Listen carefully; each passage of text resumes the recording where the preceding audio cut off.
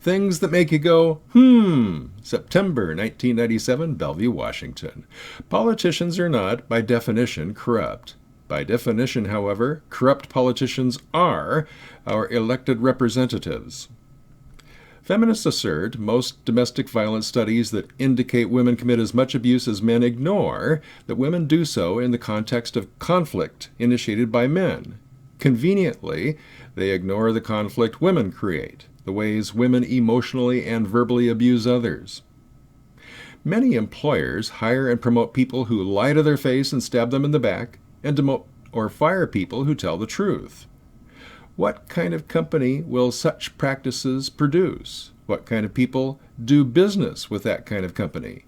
What kind of country do such companies create? Is that the kind of society we want to pass on to our children and grandchildren? One thing the British royals have never had to do is stand alone. When individuals do adhere to a high standard of responsibility and expect others to do the same, one common huffy brush-off is, well, that's your choice. They're right. Being responsible is a matter of choice, an admirable choice. Where they err is their implication that to be irresponsible is an equally admirable choice, or even worthy of respect. It is neither. Until the 1960s, our icons included optimists, problem solvers, builders, and community creators who counterbalanced the meaner side of society. During the 60s and 70s, whiners, protesters, pouters, and easy riders replaced them. By the 1980s, vulgar empire builders, social parasites, New Age spiritual Darwinists, and bullies held such prestige that with few exceptions, the rebels became glorified gangbangers. If the 80s were the me decade, will the 90s be known as the not me decade?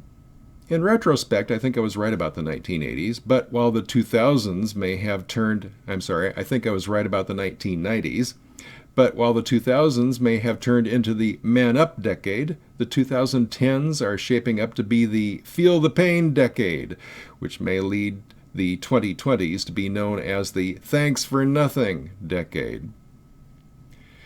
If it's okay or understandable or her right for Naomi Wolf to write hateful, hurtful things about all men and to express pure anger aimed at no man in particular but all men in general, then why isn't it okay or understandable or our right for individual men to write hateful, hurtful things about all women and to express pure anger aimed at no woman in particular but all women in general? Women network for the purpose of promoting women's employment opportunities. Why shouldn't men do the same thing for men? Oh, that's different. Men, after all, are the evil oppressors. Right. For women to be free, men must also be free. From the 1960s into the 1990s, many feminists used a particular word to describe a moment of realization whenever a woman discovered some way in which she was being oppressed by men. Click. Lipstick is patriarchal plot to keep women subjugated in historic bondage. Click.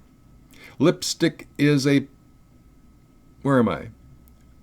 Lipstick is a patriarchal plot to keep women subjugated in historic bondage. Click. Making us feel guilty for using lipstick is a patriarchal plot to keep women subjugated in historic bondage. Click. At least that's what they told us.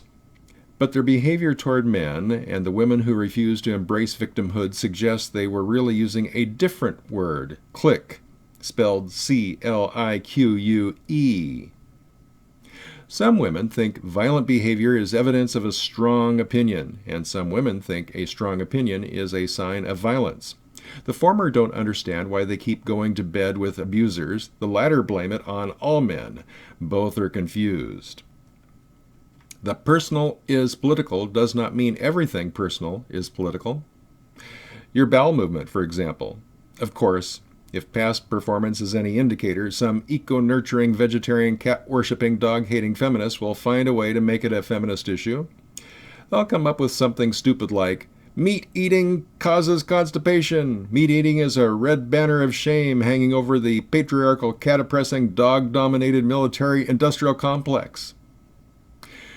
Sexism and racism target all or most members of a group on the basis of grievances towards some or a few members of that group. Sexism and racism are wrong answers to right questions.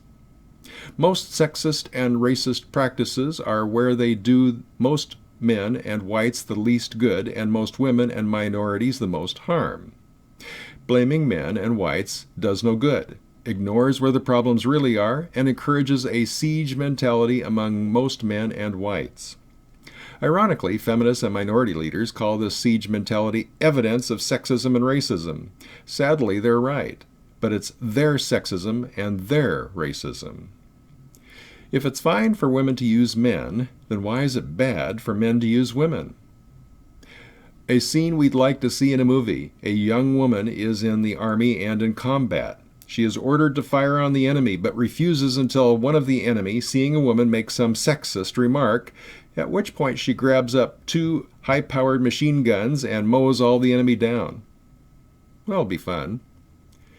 If you're not sure the person you're marrying is the right one, then they're not. Feminists assert young people are going to have sex and there's nothing we can do to prevent it, so we may as well make it as safe as possible for them. What they're really saying is, in their philosophy, women of any age have the right to have sex whenever and with whomever they want, and blame men for any undesired consequences, so it's up to men to minimize or pay for all undesired consequences.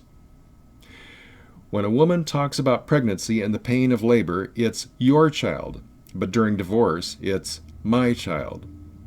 For the Backlash at Backlash.com, my name is Rod Van Mechelen.